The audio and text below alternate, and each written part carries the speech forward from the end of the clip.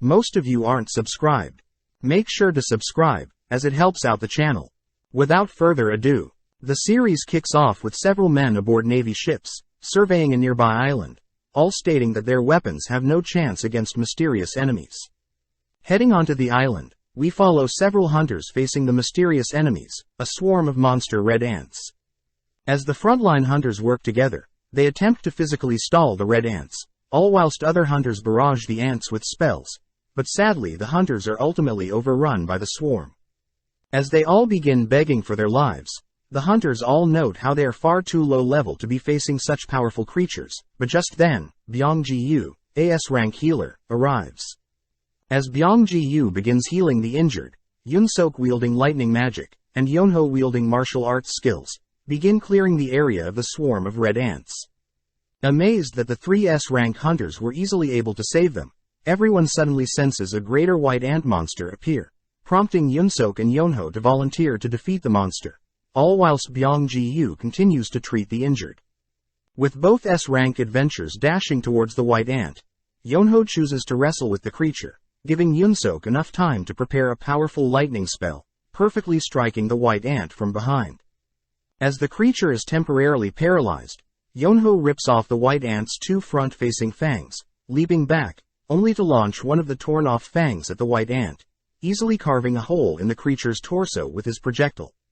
With no time to breathe, both S-rank hunters spot swarms of white ants approaching their location, forcing Yuho to awaken his berserker mode, and Yun-sok to unleash simultaneous waves of lightning. Cutting to a nearby town on the same island, we spot Guildmaster Choi rally several other hunters in town, all standing off against a swarm of ants. Channeling a single flame spell, Choi signals the start of their raid on the ants, easily incinerating the weaker red ants, only to order his guild to begin attacking the greater white ants. Apparently, 10 years ago, several gates had begun appearing out of nowhere, allowing powerful monsters deemed magic beasts to appear. Seeing as conventional military weapons were useless against these magic beasts, it was discovered that humans began awakening with powers and skills that could rival the appearance of these magic beasts. These people were called hunters. Once a hunter had awakened, they would be given a rank from rank S to rank E, and sadly once someone has awakened, there would be no way of improving one's rank no matter how hard they trained. Cutting to the present day, 3 years later, we see a Mr. Kim sipping on some coffee in preparation for a raid only to greet Park. Mr. Kim learns that Park's wife has recently gotten pregnant again, explaining Park's reason for attending their raid today, as he hopes to earn some extra cash for the family. Just then, our MC, Sung Jinwoo, arrives, greeting everyone as everyone is clearly happy to hear that Jinwoo is here. Seeing the attention Jinwoo is getting, Park asks Mr. Kim if Jinwoo is absurdly strong, but Mr. Kim corrects Park, stating that Jinwoo had been deemed the weakest adventurer ever to be discovered, and the reason everyone is happy is because they know any raid Jinwoo partakes in will be easy for them. Cutting over to Jinwoo, we see him hold in the sadness from overhearing Mr. Kim and Park gossip about his weak status, but suddenly bumps into Juhee, happy to be working with her again. Cutting Jinwoo off, Juhee demands to know why Jinwoo is so covered in scars, but as they sit down, Juhee helplessly listens as Jinwoo recounts his latest raid on an E-rank dungeon, blaming himself for not being strong enough to avoid being hurt. Before Juhee can say anything, they are both called to have a group meeting.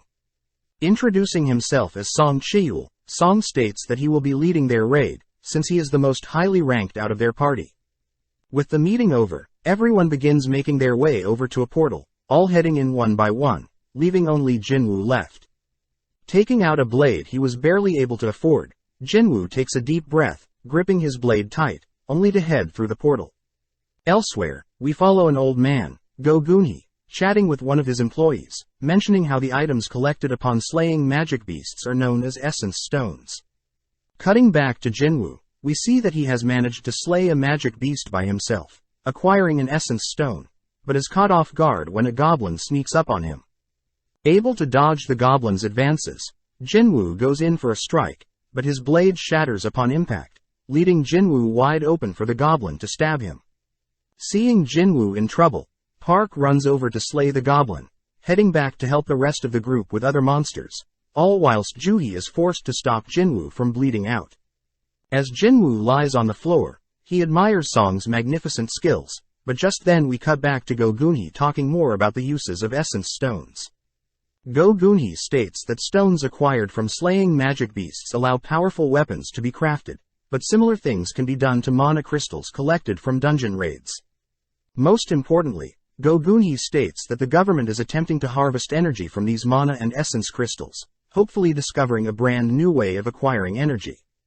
Back with Jinwoo, we see that his party had managed to deal with the swarm of monsters and the dungeon's boss, but Jinwoo notices Juhee's serious look. Juhee states that she is seriously worried for Jinwoo, not wanting him to push himself into dangerous situations. Just then, one of their party members points out that there is a tunnel that leads somewhere, catching everyone's attention as they suspect that this may be a double dungeon.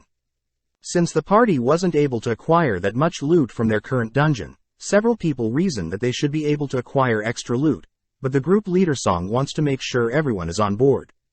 Upon taking a vote, Song counts 6 votes for continuing into the second dungeon and 6 votes against, leaving only Jinwoo's vote. Thinking about his current situation, Jinwoo reveals that his father had gone missing, his mother is currently hospitalized and his sister is about to enter college soon. Since he is the only one that can work, Jinwoo votes for entering the second dungeon. Cutting to Guildmaster Choi and his massive building, we see him mentioning a hunter by the name of Cha Hae-in, but just then, right outside his building, we see 2 thieves steal a lady's handbag, fleeing on a motorcycle. Before the thieves can escape, Cha Hae-in appears, easily retrieving the stolen bag, only to leap away to avoid being swarmed, having become famous from being a S-rank hunter.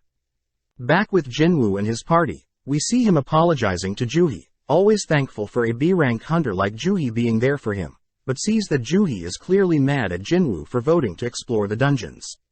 Since dungeons close after a dungeon's boss is defeated, the party note how they have around 20 minutes to spare, but Juhee is pissed that Jinwoo is always putting his life in danger, but to make up for it, she demands Jinwoo take her out for a meal, as a thanks for always taking care of him. Just then, the gang encounter a huge set of intimidating doors, but holding back their fear, they venture onwards. As they enter a massive room, they notice the room automatically light up, spotting various statues littered around the edge of the room. Seeing a massive statue in particular, everyone begins wondering what the challenge of this dungeon could be, but as they begin inspecting the room more, they stumble upon some writing in the room. With the leader Song reading out the commandments of the Kartenon Temple, the commandments state that they must fear, praise and prove their faith to God, or else they will not leave alive. Just then, the room's doors slam shut, prompting one of their group members to get freaked out, stating that they will personally be leaving. Before the group member can reach the doors, one of the statues suddenly moves, instantly decapitating the group member, leaving everyone in shock. Trying to digest the situation, Jinwoo notes how the group member that was instantly killed was at least D rank, and seeing as that single statue was able to move, Jinwoo turns around to observe the massive statue behind them, breathing heavily as the statue's eyes suddenly glares at him. Having survived death many times, Jinwoo had learned to survive with the most minimal of equipment, and instead rely on his instincts. Sensing something from the statue's eyes, Jinwoo cries for everyone to get down, right as the statue's eyes shoot a powerful beam at everyone in the party.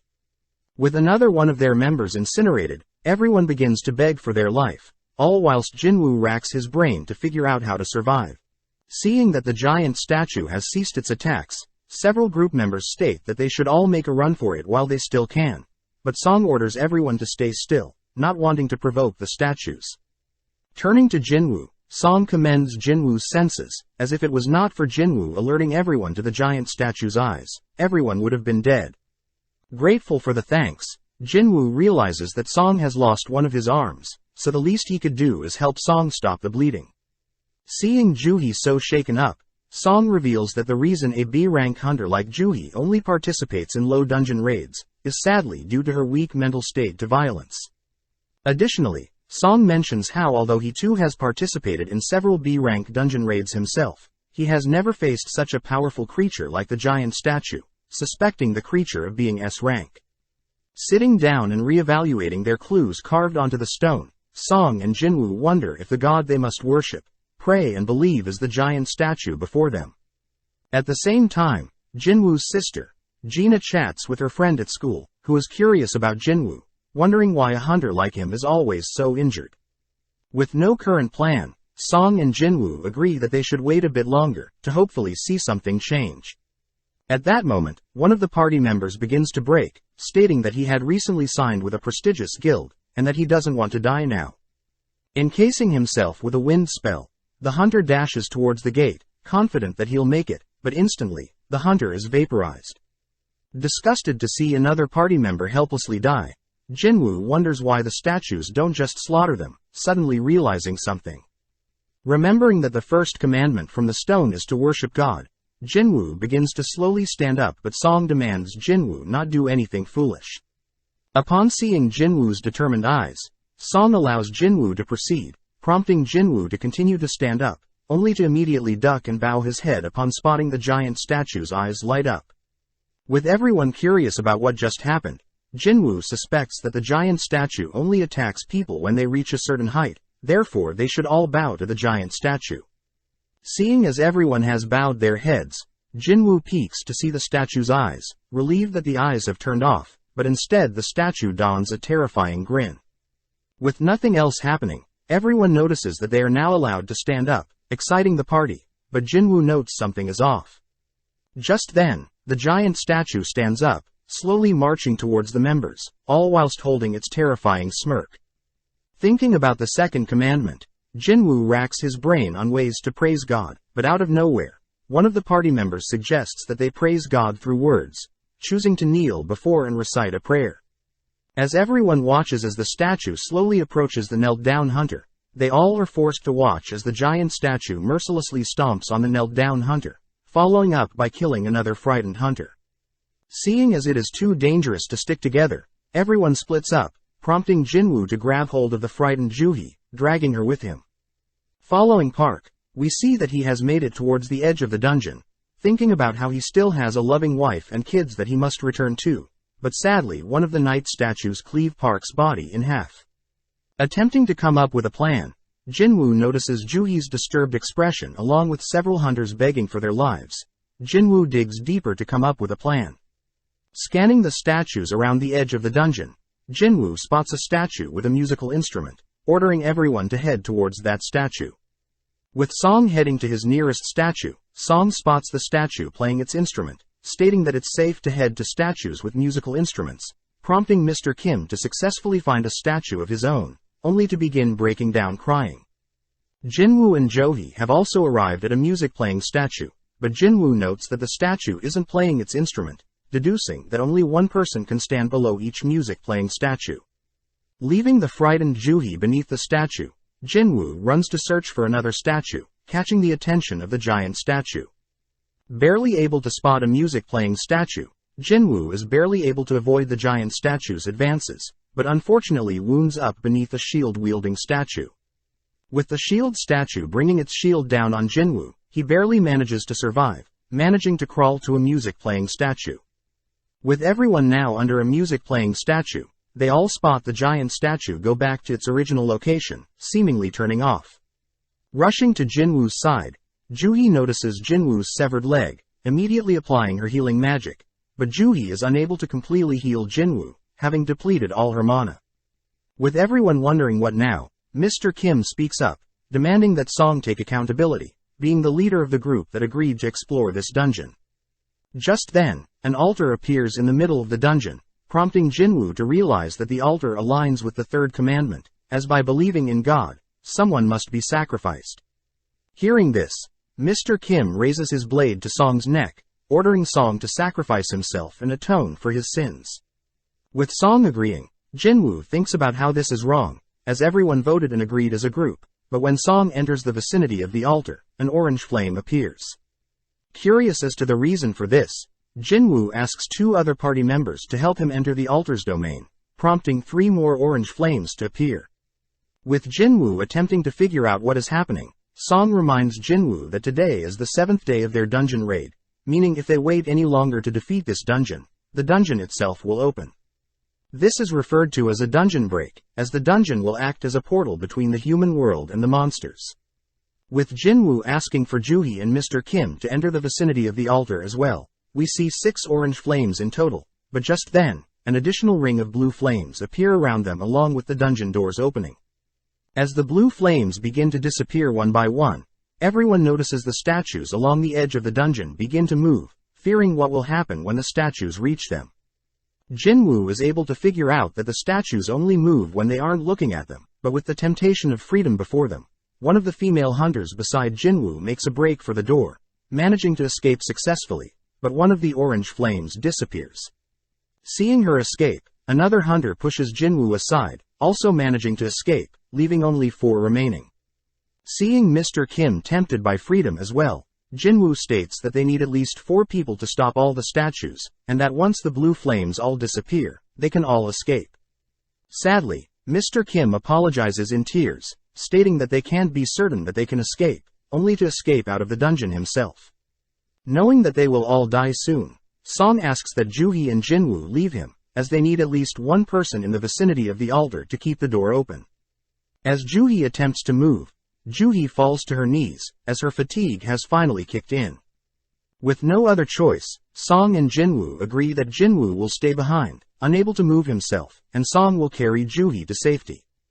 When Joohee offers to stay behind, Jinwoo states that she must live, handing her the essence stone he obtained, only for Song to knock Joohee unconscious, carrying her on his shoulder, only to leave the dungeon. With Jinwoo alone, he attempts to stand off against the swarm of statues, but instead is brutally flung around, ultimately falling onto the center of the altar, bleeding out. As the statues puncture his body with their weapons, Jinwoo cries out that he has a family as well, demanding for a second chance. As everything goes black, a sudden system terminal pops up, stating that Jinwoo has completed the secret quest, Courage of the Weak. The system terminal asks if Jinwoo wants to be given the player status, reminding Jinwoo that his heart will stop in 0.02 seconds, prompting Jinwoo to accept the offer. With his life flashing before his eyes upon accepting the player title, Jinwoo suddenly wakes up in a hospital bed, realizing that his arm is completely fine. Fearing that his leg may still be missing, Jinwoo is pleasantly surprised to see that his leg has also healed, along with the various stab wounds he endured from the statues. Wondering if everything he went through was simply a dream, Jinwoo is interrupted by 2 men from the Hunters Association surveillance team, Woo Jinchul and Kong Taeshik. Sitting down to have a chat, Jinchul tells Jinwoo that he's been asleep for 3 days, but Jinwoo is more concerned about Song and Joohee. Jinchul unfortunately reveals that due to Song's arm being severed, he'll most likely have to retire from being a hunter. As for Joohee, she seems to be traumatized, currently undergoing psychiatric care, meaning her role as a hunter is currently on hold. Jinchul calmly repeats to Jinwoo that out of all the party members that entered the double dungeon, only 6 were able to make it out alive, but Jinchul does mention something peculiar. Apparently, when he along with several members of the White Tiger Guild went to rescue Jinwoo's party, they only ended up discovering Jinwoo's unconscious body, and no temple nor statues. Shocked to hear this, Jinwoo is unable to fathom what he just heard, but Jinchul reassures Jinwoo that he has no reason to suspect anything malicious went on, trusting Jinwoo and his members' words. Out of nowhere, Jinchul gets serious, asking if Jinwoo experienced a double awakening. Since it's quite well known that hunters once awakened can never improve their stats no matter how hard they train, but there have been rare cases in the past where hunters have awakened a second time, allowing the same hunters to reach the S rank. Having brought a mana measuring device, Jinchul asks Jinwoo to place his hand on the device to reevaluate Jinwoo's current mana level. Since Jinchul heard that the statues in the dungeon were S rank and above, Jinchul deduces that the only way Jinwoo could have possibly survived was to be S rank or greater. Sadly, the reading on the device reveals that Jinwoo's mana level is still at 10, meaning Jinwoo is still an E rank hunter. As Jinchul and Taseshki leave, Jinwoo lies back in bed, trying to digest what is going on, but suddenly Jinwoo notices a system terminal pop up with several unread messages. Recognizing the terminal as the one he saw before he was forced to accept the player title, Jinwoo pokes at it, noting how it is not a physical terminal. Just then, Gina arrives, scolding Jinwoo for being such a reckless older brother. Seeing Gina in front of him, Jinwoo can't help but smile, happy to see his little sis, but this annoys Gina, who states that she'll drop out of school and go job hunting if it means Jinwoo will stop having to risk his life as a hunter. Apologizing for always worrying her, Jinwoo asks if Gina can see the system terminal in front of him, but Gina gets confused, wondering if Jinwoo hit his head. Asking for some advice, Jinwoo learns from Gina that he should open the messages he's received from this mysterious system terminal Jinwoo is seeing, just like a video game. With Gina leaving for now, Jinwoo begins sifting through all the notifications, reading that the system intends to help Jinwoo get stronger, but if Jinwoo doesn't comply, he'll get punished. Stopping on his assigned daily quest, Jinwoo gets annoyed that he has to perform push-ups, sit-ups, squats and running whilst he's still hospitalized, so Jinwoo simply lays back down, ignoring the daily quest. Cutting to Jinchul, we see him reporting Jinwoo's case to Gunhee, noting how although Jinwoo didn't awaken again, it definitely is weird that no dungeon break ended up happening.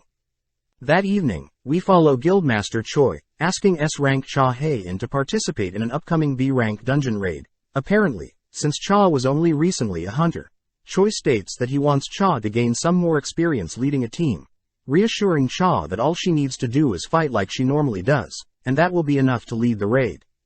Choi reminds Cha that his hunter guild is quite powerful in Japan, but compared to international guilds they are nothing, therefore learning ways to improve their members as a team is the ideal solution to grow stronger.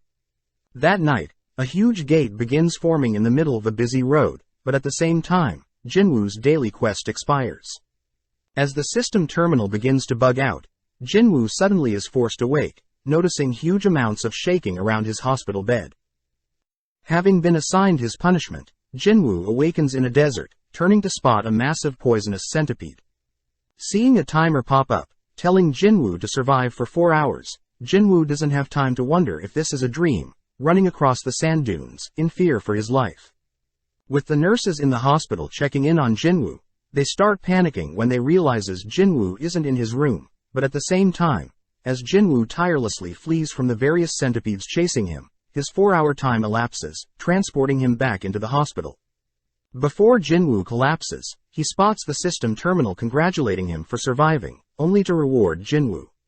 Several days later, Jinwoo gets ready for his daily quest, reassuring Gina that she doesn't need to stress about him. Following Juhee, we see that she has been requested to help attend a D-rank dungeon raid, but since Juhee is still shaken up, she sadly declines the offer, but gets happy hearing that Jinwoo has finally awoken from the hospital. As Juhee brings a little basket of flowers for Jinwoo, she spots several nurses gossiping about Jinwoo, noting how weird it is for Jinwoo to have recently begun daily exercises. With Juhee unable to meet with Jinwoo, we cut back to Jinwoo, who has completed his daily quests for the day, learning that the system terminals are indeed real, as upon completion of his daily quest, Jinwoo is granted 3 rewards. First, Jinwoo is granted a full recovery of all exhaustion that can be used whenever. The second is skill points that can be used on any attribute. For Jinwoo, he's been placing them in strength, resulting in his body slowly growing more and more muscles. Jinwoo's final gift is a loot box, which up until now he had been receiving pens and bandages, but today he's received a mysterious key that opens a gate at Hapjeong subway station. With news of D-rank, C-rank and B-rank gates beginning to appear more frequently around the country, we follow Jinwoo sitting beside his unconscious mother, revealed to have contracted a condition called eternal sleep. Apparently 4 years ago, Jinwoo's mother had entered the final stages of the disease, and sadly the only thing doctors can do is keep Jinwoo's mother on life support. Working through his daily quests, Jinwoo begins thinking back on his life, having expected to afford treatment for his mother when he first became a hunter. But as Jinwoo began joining raids, he realized that he was unable to fend for himself, but now with this opportunity to grow stronger, Jinwoo places most of his skill points into strength, heading to Hapjeong Station to enter the special gate. Having brought a weapon for safety, Jinwoo takes out the dungeon key, unlocking the dungeon, and is notified that he has entered an instance dungeon. Slowly descending the station, Jinwoo realizes that he is in a separate dimension, and that the only way to escape is to defeat the boss, or to use a teleportation stone. With no other choice but to continue deeper into the dungeon, Jinwoo arms himself with a blade, only to be stopped by 3 goblins.